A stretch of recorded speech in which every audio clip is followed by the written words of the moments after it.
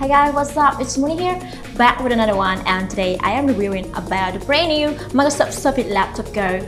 Actually, I have this one for a month already, and if you guys don't know, I'm a huge Surface fan, and I feel very excited every time talking about the Microsoft Surface lineup. So now, let's get into the main attraction, shall we?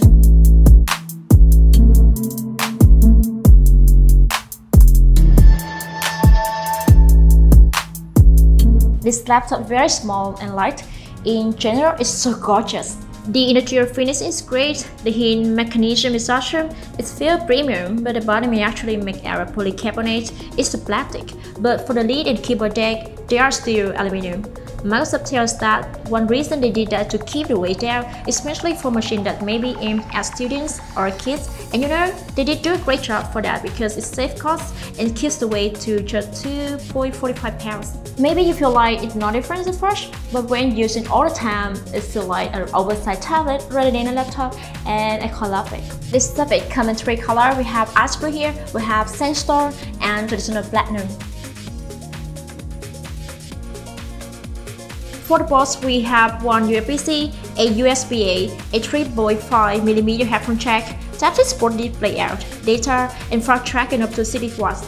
And on the right side is a Surface Connect track port, which also supports fast tracking, so you can charge your Surface Laptop Go up to 80% in just over an hour. For connectivity, Microsoft includes Bluetooth 5.0 and Wi-Fi 6.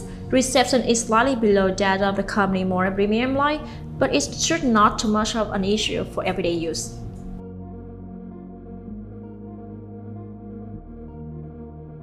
Surface Laptop Go has a 12.4-inch bezel display. For the touch, it does have 10-point multi-touch, and this screen in major downside is a low-res resolution screen we ever seen on a Surface device. It has a 5036 by 1024 resolution, that's below 1080p, and even the first Surface Go had a higher resolution screen.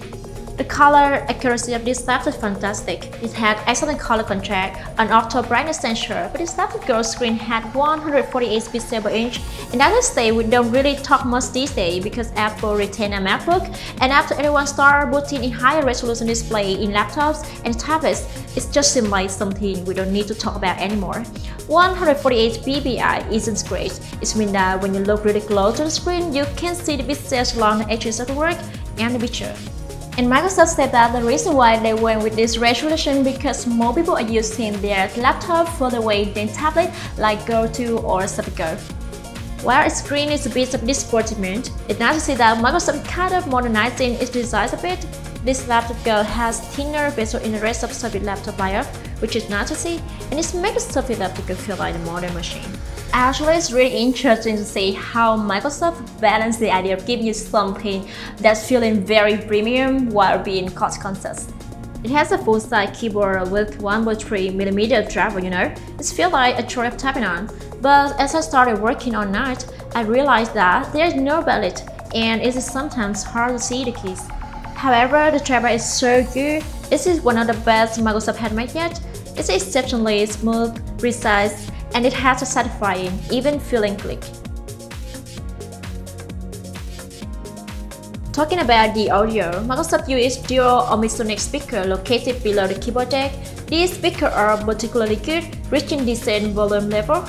There's no Dolby Atmos to optimize the sound, but it has Dolby Premium audio. Alright, let's test the sound.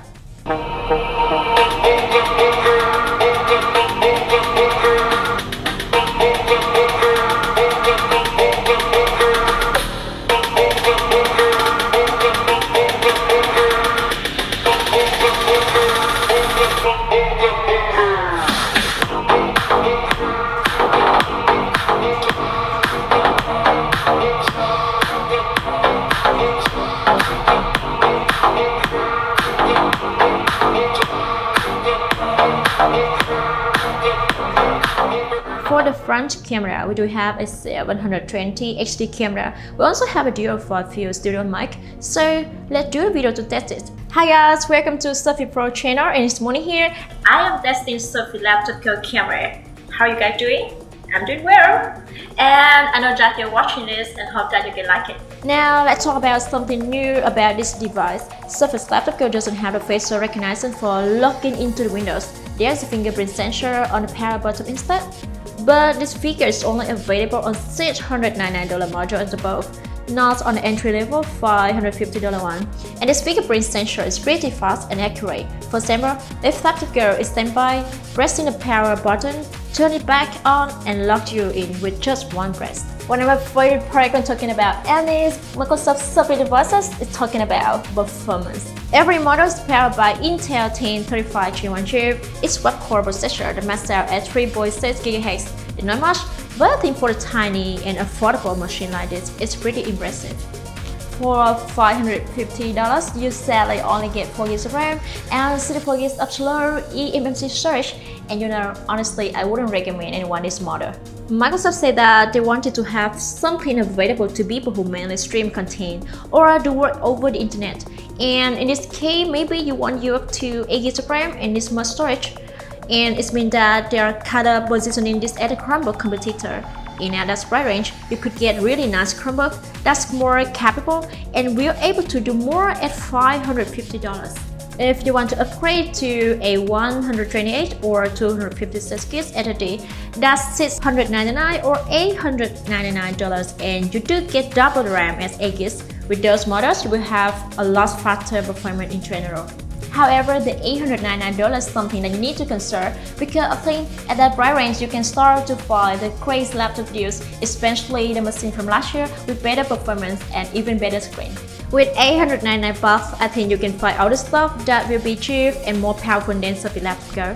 However, Surface Laptop Go at least proved that Microsoft can make an affordable notebook which is under $1,000 and it's a pretty solid deal. So if you want to get a full Windows machine running a Windows OS, I would recommend you spend extra money to get at least mid-tier model with 128GB of SSD and 8GB of RAM.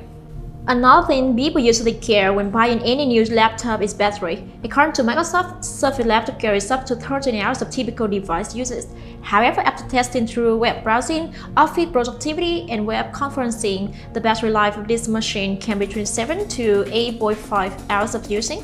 I think that's enough for the whole working day of school. Talking about GPU, the G1 Intel UXD graphics of Laptop Girl beats UXD 615-inch Surface Go 2 and even the Gen 1 Surface Laptop Core i5. This isn't a gaming machine, but I think if you are a student or you're getting it for your child and you maybe need to do some 3D apps like Minecraft, it at least will be able to run those decently. Actually, Surface Laptop Go offers a good enough performance for less demanding users.